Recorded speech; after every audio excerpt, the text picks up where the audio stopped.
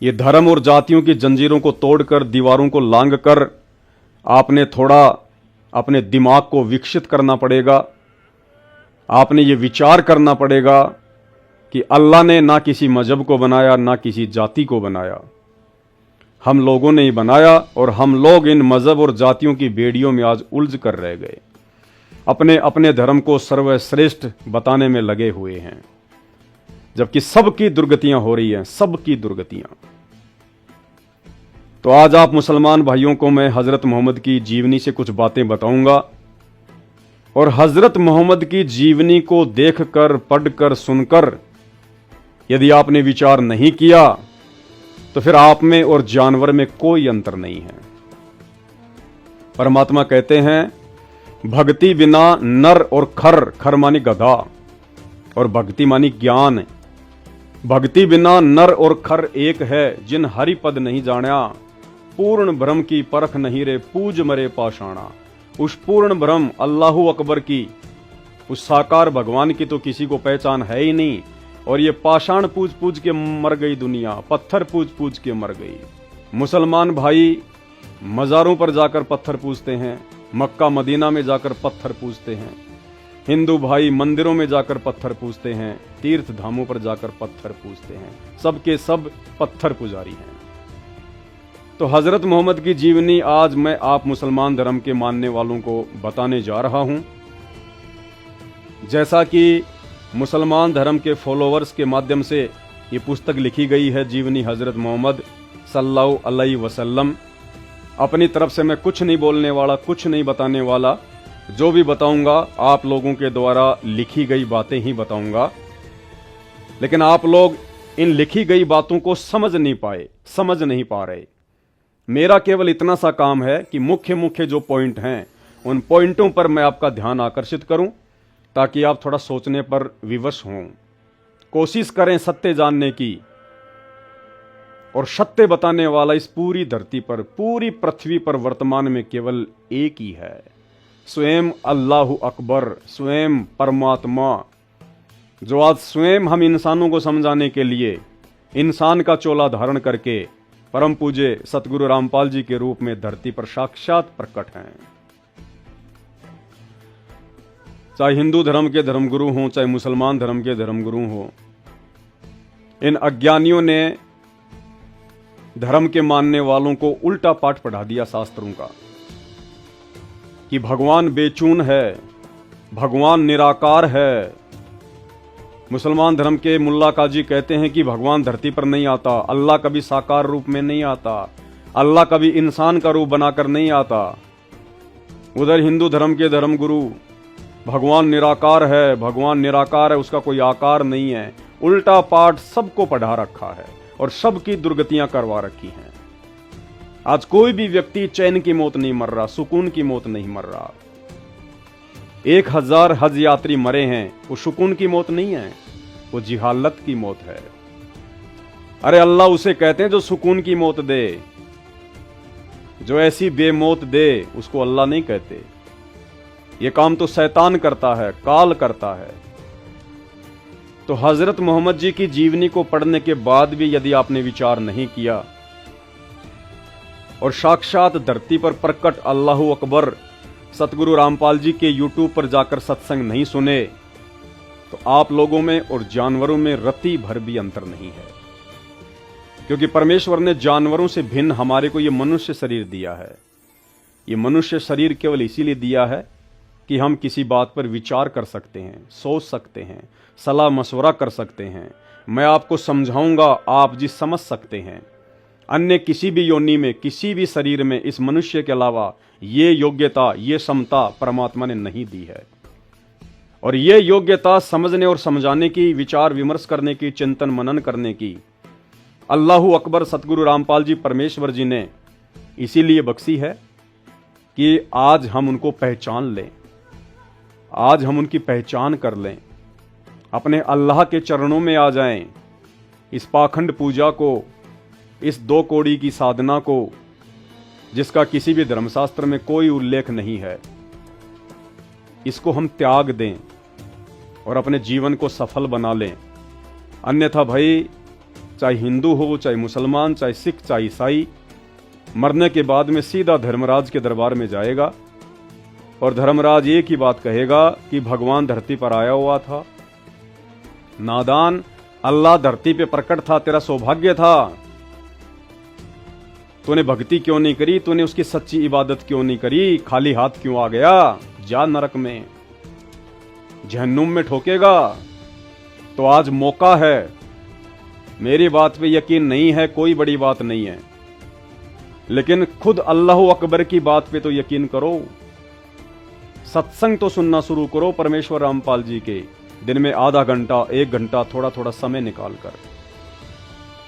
तो हजरत मोहम्मद जी की जीवनी से आज आपको वो सच्चाई बताएंगे जिस सच्चाई से 99% मुसलमान समाज अनजान है। आप मुसलमान धर्म के फॉलोवर ने बहुत दफा ये पुस्तक पढ़ी होगी, ऐसी बात नहीं है, क्योंकि अपने अपने पैगंबरों की पुस्तकें कौन नहीं पढ़ना चाहता होगा, आपने जरूर पढ़ी होंगी। लेकिन इन पुस्तकों में जो सच्चाई है, जो वास्तविकता है, ये उस समय तक समझ में नहीं आ सकती जब तक आप किसी वक्त गुरु की शरण में ना हो। वक्त गुरु यानी पैगंबर, रसूल, नबी, जो वर्तमान में धरती पर सशरीर हमारे समक्ष प्रकट हो। जब तक हम उसकी शरण में ना हो तब तक हमारे को किसी भी धर्म की कोई भी पुस्तक समझ में नहीं आ सकती। मनमुखी रूप से आप कितनी ही कुरान मजीद, कुरान शरीफ, तौरेत, जबूर, इंजिल दुकानों से खरीद खरीद के पढ़ते रहिएगा, झक मार मार के मर जाएंगे, लेकिन एक अक्षर भी समझ में नहीं आएगा अल्लाह और उसकी सच्ची इबादत के विषय में। तो आज अल्लाह और उसकी सच्ची इबादत के विषय में स्वयं वो अल्लाह अकबर धरती पर साक्षात नीचे उतरा हुआ है। नाम है परमेश्वर रामपाल जी। यूट्यूब पर जाकर सत्संग सुनना शुरू करें। तो हजरत मोहम्मद की ये जीवनी, ये पुस्तक जीवनी हजरत मोहम्मद सल्लल्लाहु अलैहि वसल्लम, और इसमें क्या लिखा हुआ है? इस किताब के अध्ययन से अल्लाह के पैगंबर हजरत मोहम्मद सल्लल्लाहु अलैहि वसल्लम के जीवन की प्रमुख झलकियां आपके सामने आएंगी, और इस किताब को पढ़ने वाला ऐसा महसूस करेगा जैसे वह खुद उस दौर से गुजर रहा है जिस दौर से पैगंबर इस्लाम गुजरे हैं, नसीम गाजी फलाही। यानी जीवनी हजरत मोहम्मद का मतलब होता है कि हजरत मोहम्मद जी ने अपने जीवन में, अपनी लाइफ में, जन्म लेने से अंतिम समय तक उन्होंने क्या किया, भक्ति मार्ग में अल्लाह के विषय में वो क्या जानते थे, अल्लाह ने क्या उनको इबादत बताई, कैसे उन्होंने वो इबादत की, और उस इबादत के करने से हजरत मोहम्मद को क्या हासिल हुआ। अल्लाह के गुण हैं, अल्लाह किसी को दुख नहीं देता, अल्लाह किसी को परेशानी नहीं देता। अल्लाह तो उसे कहते हैं जो संकट मोचन होता है, जो संकटों को हर लेता है। भक्ति करने वाले अपने साधक को, अपने भगत को सुख ही प्रदान करता है। अगर वो निर्धन है तो उसे धन देता है, बांझ है तो उसे पुत्र देता है, बीमार है तो उसे स्वस्थ शरीर देता है। उसे कहते हैं अल्लाह। और शरीर त्यागने के बाद उसको मोक्ष देता है, सदा सदा के लिए उसे 84 लाख योनियों के झंझट से बाहर निकाल देता है। उसे कहते हैं अल्लाह, परमात्मा, भगवान। और उसी अल्लाह की इबादत करते करते आजीवन मुसलमान धर्म के अंतिम पैगंबर हजरत मोहम्मद जी का जीवन नरक से कम नहीं था। उन्हें कभी भी वो सुख और शांति प्राप्त नहीं हुई जिस सुख और शांति की प्राप्ति के लिए दुनिया अल्लाह की खोज करती है, भगवान की खोज करती है, दुनिया भक्ति करती है।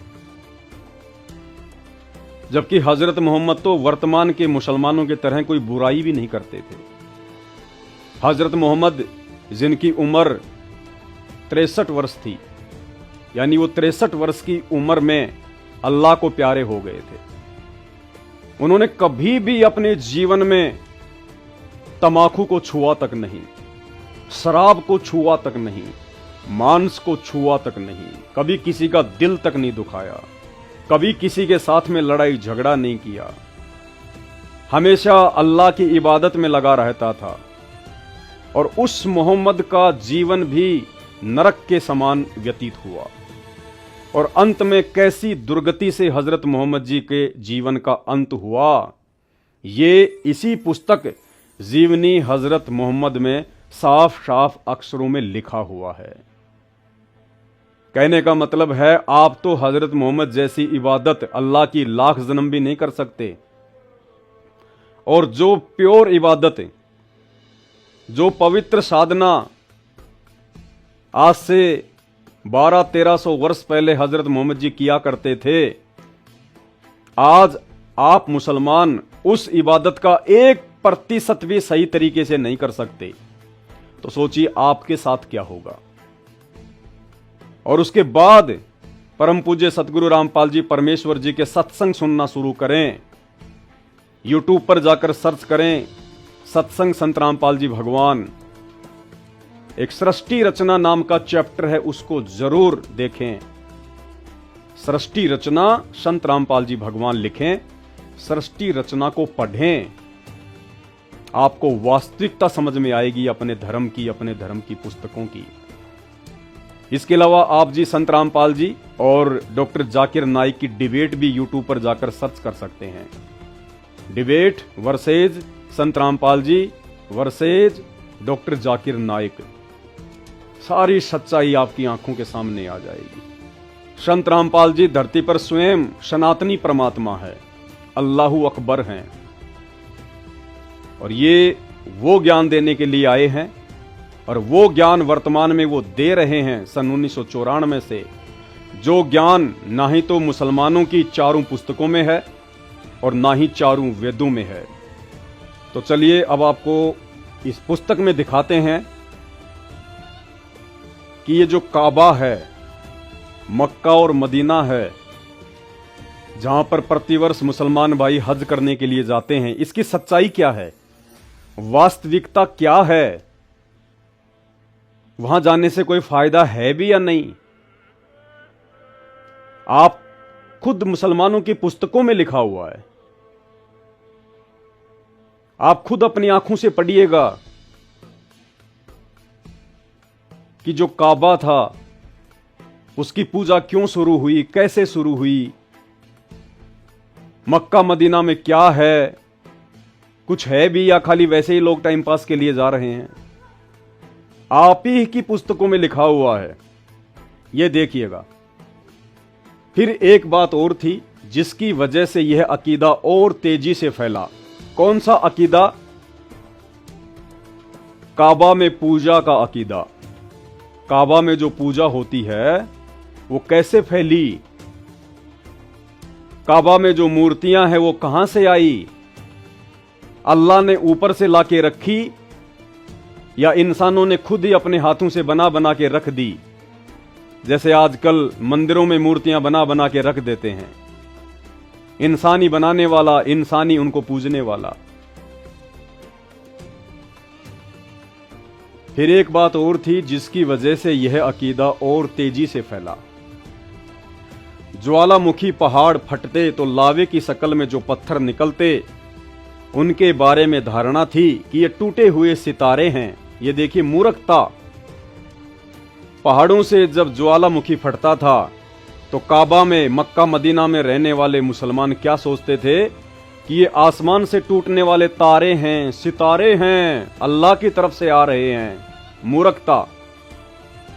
जो आकाश से धरती पर आ गए हैं, यहीं से वे पत्थर पवित्र समझे जाने लगे, क्योंकि कुछ जातियों के दिल में तारों की महिमा रच बस गई थी, इसलिए कि उनमें जगत सृष्टा की कुदरत का जलवा था, उनकी शक्ति और महानता की छाया थी। इसलिए जिन पत्थरों के बारे में उन्हें विश्वास होता कि ये सितारों से टूटे हैं, उनको बहुत बरकत वाला समझते और बड़ी इज्जत करते। फिर इज्जत का यह ख्याल और आगे बढ़ा और अब उनकी पूजा भी होने लगी। ज्वालामुखी के पत्थरों को अल्लाह के पत्थर समझकर, अल्लाह की नियामत समझकर, आसमान से टूटे हुए तारे समझकर शुरुआत में मुसलमान धर्म के फॉलोअर्स ने उन पत्थरों की पूजा शुरू कर दी। आगे देखिए, फिर एक कदम और आगे बढ़े। अब वे पत्थरों को खुद काटते छांटते अपनी पसंद की मूर्तियां बनाते, यानी पाखंड शुरू कर दिया फिर लोगों ने। पहले तो खाली ज्वालामुखी के जो पत्थर थे अच्छे अच्छे उन्हीं को लाकर पूजते थे, उसके बाद में खुद उनको काटने छाटने लग गए, उनको बढ़िया बढ़िया शक्ल देने लग गए। अब वे पत्थरों को खुद काटते छांटते अपनी पसंद की मूर्तियां बनाते, जिस बुजुर्ग या देवता से चाहते उसका संबंध जोड़ देते। उस समय के मुसलमान मनमुखी रूप से किसी भी देवता का संबंध उन मूर्तियों से जोड़ देते कि ये फलाने देवता की मूर्ति है, ये फलाने देवता की मूर्ति है, मनमुखी। फिर उनको एक जगह स्थापित करके पूजना शुरू कर देते, प्रेम और श्रद्धा में उन पर भेंट चढ़ाते, जैसे मंदिर मस्जिदों में लोग श्रद्धा से भेंट चढ़ाते हैं। उन पत्थरों के ऊपर मुसलमान धर्म के वो अंध श्रद्धालु फिर भेंट चढ़ाने लग गए। कोई पैसा चढ़ाता, कोई सोना चांदी चढ़ाता, कोई खाना चढ़ाता। उनके नाम पर मन्नतें मांगते, उनके नाम पर मन्नतें मांगते। खुद ही पत्थर उठा उठा के लाते, खुद ही उनको काटते छांटते, खुद ही उनको भगवान बना के, अल्लाह बना के, देवता बना के उनको काबा में रखते, अपने घरों पर रखते। फिर उनसे मन्नतें मांगते कि मुझे बेटा देना, मेरा ये काम ठीक हो जाए। खुद ही उनसे मन्नतें मांगते, खुद ही भगवान बनाते, खुद ही अल्लाह बनाते और खुद ही अल्लाह से फिर मन्नतें मांगते। यानी आपको यह समझाने का प्रयास कर रहा हूं कि मक्का मदीना और काबा में कोई अल्लाह नहीं है, कोई खुदा नहीं है। जैसे मंदिरों में कोई भगवान नहीं है, मस्जिद में कोई अल्लाह नहीं है। मनमुखी काम है, सारे के सारे मनमुखी काम। ये मंदिर मस्जिद चर्च और गुरुद्वारे में जितने भी भगवान हैं ये सब इंसान के बनाए हुए हैं। आपकी आंखों के सामने आप ही मुसलमान धर्म की पुस्तकों में लिखा हुआ है। और 1000 यात्री जो मरे हैं काबा में, मक्का मदीना में जो हज करने गए थे, वो अपनी खुद की मनमुखी घटिया साधना के चलते मरे हैं। अल्लाह ने कभी नहीं कहा तुम्हें कि काबा में आओ, मक्का में आओ, मदीना में आओ। मनमुखी अगर ये किताबें पढ़ लेते अपने धर्म की, इनको समझ लेते, तो वहां जाने की आवश्यकता ही नहीं पड़ती। और वहां नहीं जाते तो ऐसी दुर्गति से मौत नहीं होती। तो खुद मनमुखी साधना कर रहे हो, खुद ही अपनी मौत को न्योता दे रहे हो। उनका ख्याल था कि इस तरह वे देवता अल्लाह के यहां सिफारिश करेंगे। उस समय के मुसलमान क्या सोचते थे, जो मूर्तियां वो बनाया करते थे, वो सोचते थे कि हम इस प्रकार से मूर्ति बनाएंगे, उन पे भेंट चढ़ाएंगे, मन्नतें मांगेंगे, तो ये मूर्तियां अल्लाह के पास जाके हमारी सिफारिश करेंगी। मूर्तियों को उन्होंने अपना एजेंट बना लिया, माध्यम बना लिया। उन मूर्तियों को बिगड़े हुए काम भी बना देंगे और आखिरत में मुक्ति और नजात के साधन भी सिद्ध होंगे कि मरने के बाद हमारी मुक्ति भी होगी और जीते जी हमारे को लाभ मिलेंगे, फायदा मिलेगा अगर हम इन मूर्तियों को पूजेंगे। तो अब आगे चल के पता चलेगा कि हजरत मोहम्मद के जीवन में क्या क्या घटनाएं घटित हुई। जब इन मूर्तियों को, इस मक्का मदीना और काबा ने हजरत मोहम्मद को आजीवन सिवाय नारकीय जीवन की और कुछ नहीं दिया, आप लोगों को क्या मिलेगा? अब देखिएगा भाई और बहनों, ये साफ साफ लिखा हुआ है जीवनी हजरत मोहम्मद इस पुस्तक में। जिस मक्का में आप मुसलमान भाई हज करने के लिए जाते हो, उसकी सच्चाई क्या है? वहां पे अल्लाह बैठा है या इंसान के द्वारा बनाई गई मनमुखी मूर्तियां? मक्का में सबसे पहले जो मूर्ति लाई गई और फिर काबा के आंगन में लगाई गई, वह हुबल की मूर्ति थी। उसको लाने वाला व्यक्ति अम्र बिन लुहई था। यह कहीं सफर कर रहा था, रास्ते में एक जगह से गुजर हुआ, देखा लोग मूर्तियां पूज रहे हैं। उसको बहुत भला मालूम हुआ। उसने कहा एक मूर्ति हमें भी दे दो, हम अपने यहां ले जाएंगे। कहां ले जाएंगे? मक्का में ले जाएंगे, जहां पे आप लोग जाते हो चक्कर लगाने। ये हकीकत है। रास्ते से पड़ा हुआ एक पत्थर लोगों ने उसकी मूर्तियां बना दी, और उस मूर्ति को ये व्यक्ति अमर बिन लुहई खरीद के ले आता है और मक्का मदीना में स्थापित कर देता है, और उस मूर्ति पर देश विदेश के मुसलमान चक्कर लगाने जाते हैं। अब ये अंध श्रद्धा नहीं है तो और क्या है, अंध भक्ति नहीं है तो और क्या है। ये हकीकत आपके सामने है।